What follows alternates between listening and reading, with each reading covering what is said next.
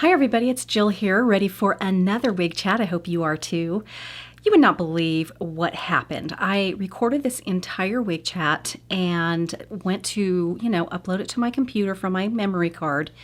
And it did this weird error thing, which it's never done. So I hit OK and then took the memory card out, put it back in, and then it did fine. And I was looking at the files and the meat of the wig chat had disappeared. So it's like I have the beginning and nothing in the middle and then wrapping it up. And so I looked, I'm like, what is happening? So I am redoing the whole thing because otherwise it would be way too choppy and it just wouldn't be good. So I am doing part 2 on my end of this wig chat. So that's okay. I wanted to show you this one. This is the one, it's taken me a while to do this one, but I have tried it on now and went through an entire wig chat to kind of get used to it. And it's kind of a bummer because, most of the time I will try it on a little bit to see if I like it. And, but it's kind of, I'm getting first impressions along with you guys and seeing if I like it in the big picture of it, because if I'm doing a wig chat, it means that there's something about it that I'm hoping that I like.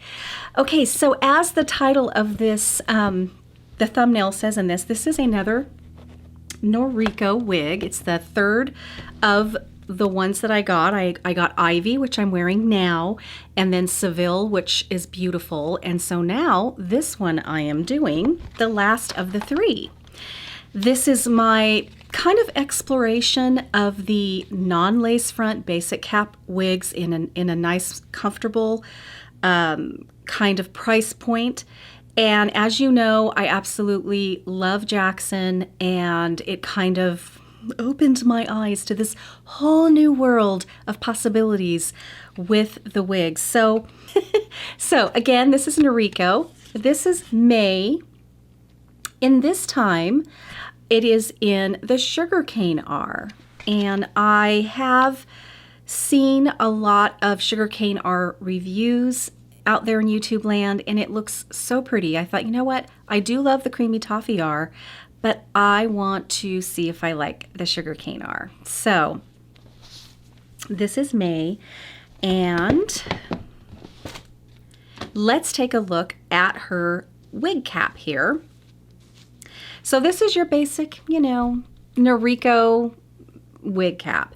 It's got non-lace front. It's got the entire closed cap here in the front. And this is where the permatease all is.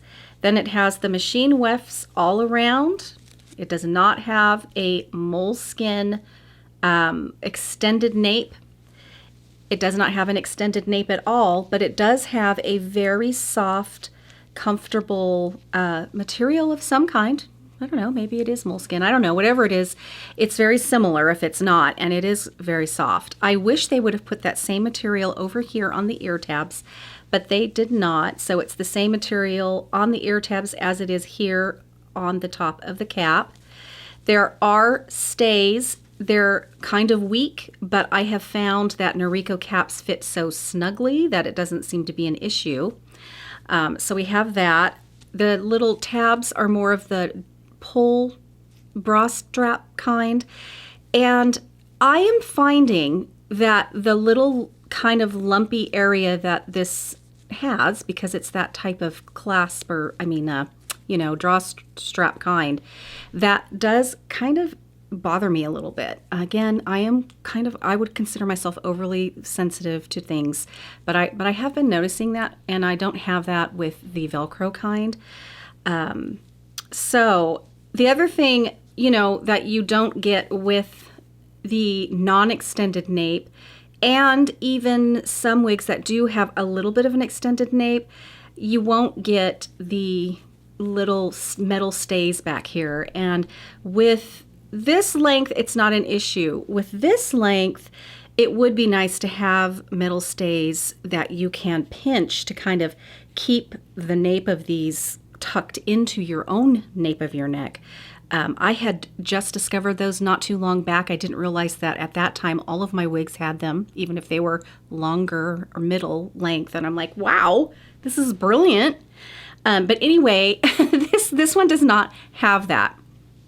Okay, I think that's just about it. I think Noriko does a really great job in hiding that wig line right around, really, especially the side here. And I was looking at how they do that. And if you can notice, they do some kind of extra hair and stitching right here on the inside of the cap. So that way, here at the temple area, you're not, even if you're going to wear the hair back, you're not going to see that wig material itself. And I noticed they do that on the ear tab area. And you know what? Again, I don't know if it's probably what they all do. It's just something I just now noticed, but I think it does really help. It helps to do that, I think. Okay, guys, I am going to put May on, and we're going to take a look at the color. We're going to compare it to the Creamy Toffee R as best as I can, and just get the overall feeling of how I like this wig. So stay with me. Okay, I kind of put it back to it. When I first got it out of the box, it was more of a middle part. So I kind of wanted to put that back in there. So I don't know if they all come like that, but just kind of get it as back to as much as it was when I first put it on the first round of the wig chat that I recorded. So before I talk about it too much, and before we talk about that little difference in the color between the Creamy Toffee R and the Sugarcane R, let's get a good look at this. So this is on the left side. It's a nice, comfortable length. I really do like this length. It's above the shoulders, and that's a nice, manageable length, I think, for me.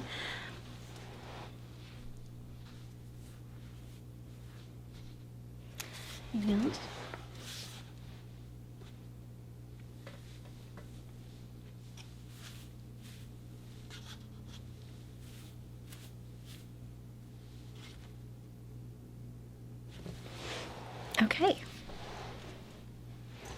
Okay, so let's talk about the color. This is a really pretty color. It did look really pretty when I would see other reviewers review a wig in this color. I was just really curious.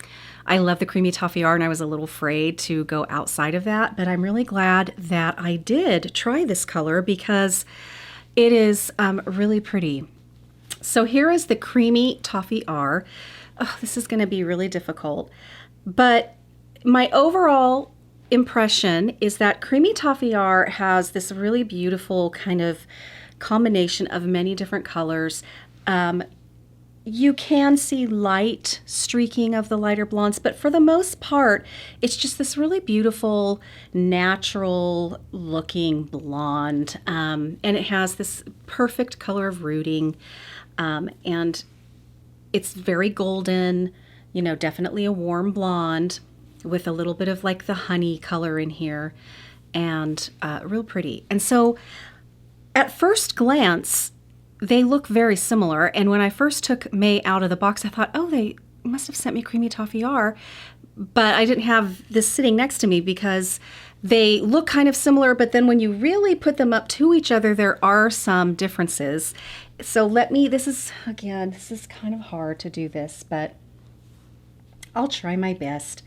These color comparisons, for the most part, are helpful, but again, everybody's monitor is adjusted just a bit differently, and if you're looking on your phone, those are very different.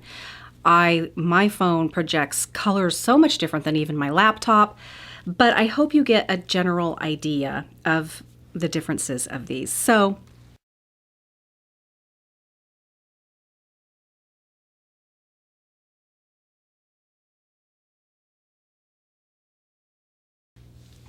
overall, I think we could agree that Creamy Toffee R is kind of lighter in general. And this gives off, when you compare them to each other, a bit of an ashier color, I think.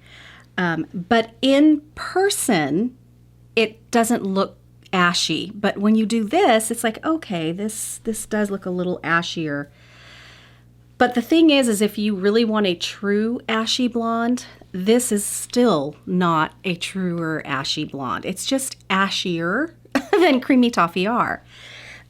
So there's all around kind of more brown, more of that background low light in this than the Creamy Toffee R. And I do like the color of that brown, because if there is going to be more of that color, the low light, I gotta like that color.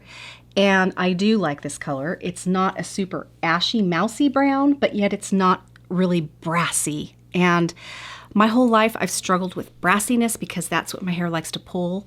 And so I really do like that. And there is some rooting, and I do think that is crucial when you have permatease, and I do think they do an excellent job at doing that. And then the thing, though, that I really love about this color more than the Creamy Toffee R is that the color of blonde streaking, highlighting, is definitely a lighter color than even the lightest blonde in the Creamy Toffee R. It is definitely a lighter blonde in general. And there's also, it's done very well because of the more of that low light brown and the lightness of the blonde, the highlighting is more noticeable in the Sugarcane R. And yet it's not chunky looking, because I personally don't like that so much. And so it's done very well. It looks like a very expensive job at the salon. And I love, love the blonde color. I'm sure there's probably colors that they've chosen to do in this color. I think it's more of a truer blonde color. I really, really like the Sugarcane R, and I'm almost wanting to say that I like it more than the Creamy Toffee R. Yeah, I do want to say that. I'm very close to saying that anyway. Both colors are beautiful, I must say. So if you are on the fence, I think, and if you like kind of the blondes, a little bit of the golden blondes, I think you'd be happy with both. I do want to say that if you like to lean more toward the, gosh, I almost hate to say the word ashy, because it's still, the brown in here is still not really, I would not classify that as a cool brown, but when I compare it to what's in here, I don't know. I am not a color expert on these guys. I am learning that. I'm trying to understand the whole color thing with wigs, and I don't know what I'm talking about, honestly, with any of that. I think if you really wanted to learn about the colors, you could watch Taz, you could do sisterwigs.com and watch their color spotlights. Read the description. Some websites are better than others where you go and buy your wigs, and some of them do a very good job in explaining the colors and what ones are in there, and get a better feel, over that. But so yeah, that is the best I can do when it comes to trying to help you guys out with the differences between those two colors. Back to kind of the wig in general here with May. So my very first impression when I put May on was, oh wow, this seems kind of squarish right through here, and I don't know. It's funny because I really feel like it's almost overwhelming on my head, and it does too when I look in the mirror. But then when I watched the portion that I was able to upload and get ready to edit, I thought, Jill, that doesn't look overwhelming at all. But yet when I look in the mirror, it does. So, and when I look in my viewfinder, it does. So I don't know what to believe. Anyway, I do like, as I have with Jackson, Seville, I like the shape of this wig. And I feel like, as with those, with the exception of Seville's very temperamental bang area, this is pretty much a very easy wear. It would take me changing up the part, some hairspray, some gel maybe, which I have already put some of that in here because I was doing the other wig chat thing. But as you know, these products comb out. They're very fibrous, so I really honestly don't feel much in there anymore. But yeah, I do like the cut of this wig. I think it's very flattering. It's so traditional, but in, you know, a good way. It's just one of those easy wears that looks like you spent a lot of time blow drying it and styling it to get it to look this way, and all we did was plop it on our head. I love the light blondes that they have right here around the face. I really think that's very, very pretty. And this wig does a good job at having that kind of layering that kind of gently starts going down to that end bob line down here. And I think that is where Noriko really shines, is the shaping of her wigs. Yeah, I really do. Now, this up here, where the permatease is, you know, it's, I just want to, you know, there is kind of a drop in the layer here and here. You know what I'm saying? So what happens then is you can get a kind of a square effect.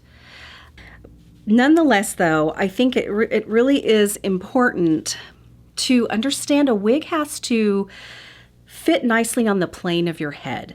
So if you find that if you are very narrow, or, you know, your head is under here, but your wig is really right here, you need to pay attention to that, because that's going to scream wig. It's going to look unnatural, and it's going to overwhelm you. So you could either try to thin that out a little bit, or maybe the overall shape is not ideal for you. And when I first put this on, I felt like that was what was going on with this one. I felt like I really need to pay attention, and you can just take your fingers and kind of pat that down. It's usually around the corner of the eye up through this way, and make sure that it isn't going huge, especially with a style like this. And I feel like I'm really feeling this wig does that. But again, when I looked at it, when I was looking at editing it, it didn't look so bad. So I don't know. Maybe, again, my eyes really have a hard time still when I put a new style on, getting used to the hair. It's like, wow. And I have been wearing shorter wigs lately. I've been wearing my Ignite a lot. And so I think maybe I'm having a problem with that again. I don't know. But yeah, I don't think this one honestly will take much by the way of making it look really nice. It would look cute kind of tucked behind. I like to kind of get the fibers going in this back direction when I do tuck my hair back there. And you can take a little bit of hairspray and kind of, you know, help it along there. But yeah, it's not one of those that you really have to play with a whole lot. And you know, I think my biggest problem would probably be that feeling of I feel a bit overwhelmed visually with this one.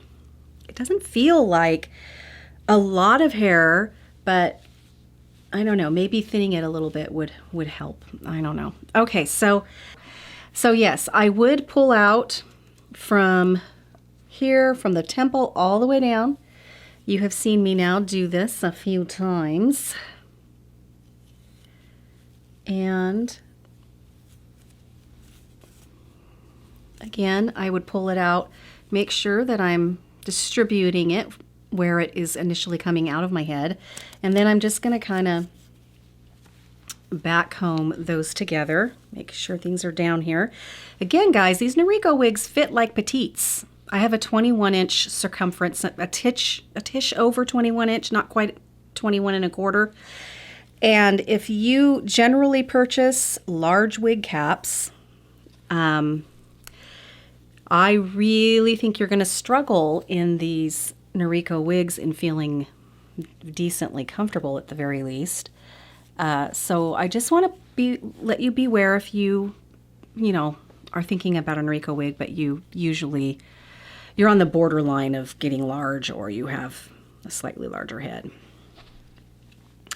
Okay, so I'm also going to pull out just some right under here. The bang on May here is, I love this length. It's long enough where it has some weight to it, so it will not stick straight out. And so it is kind of my ideal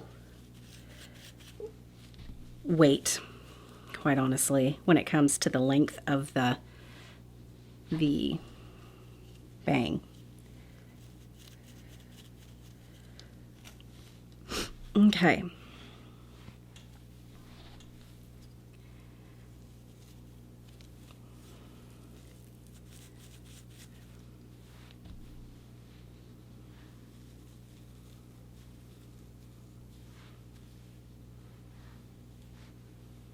So I think that hairline is pretty great. I'm telling you, once you master that, and it's very easy if you have some of your own hair, you can really get these non-lace front wigs look pretty great. Another thing I want you guys to understand, that especially if you're very new, you've got the closed cap. Permatease. It's like wearing a winter hat. It's very warm when you have this closed cap and you have that permatease that basically is this very warm insulating layer between your head and the outside world.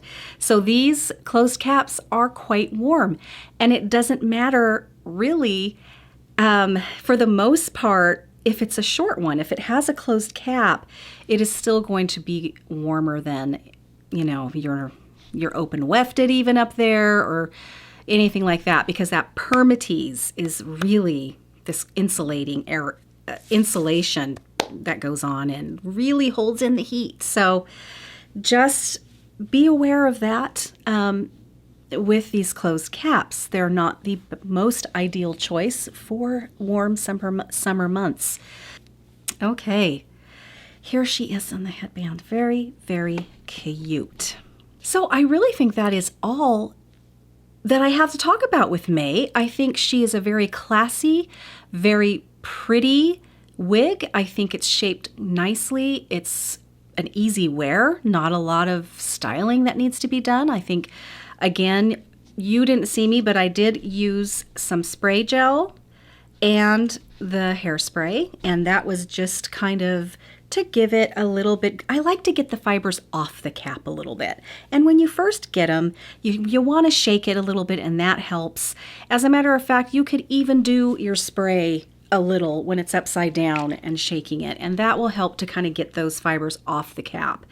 And I just like to do that. I think that it's just more realistic right out of the gate, and that's what I like. And then I use the spray gel a little bit in the front, in the bang area, just to give me a little bit more weight and control in the bangs. And that was really it. I didn't mess with it a whole lot. So yeah, again, so far, guys, I really am liking the Noriko line. The fibers, I'd talk about that a little more once again. I like the fibers. I have not had an issue with tangling with Jackson, because Jackson I have worn more than the rest of them. The rest of these are quite new for me. So I'm going to give myself about 3 months, and then I'm going to do a follow-up with these Noriko wigs to let you know if that holds true for that length of time. I want to wear them a lot, and so I can give you a very good gauge. So this is May in Sugarcane R by Noriko. All right, next time, guys, we will meet up here for another wig chat. Until then, have a wonderful rest of your weekend. Bye-bye. get some, I just, oh God, what happened?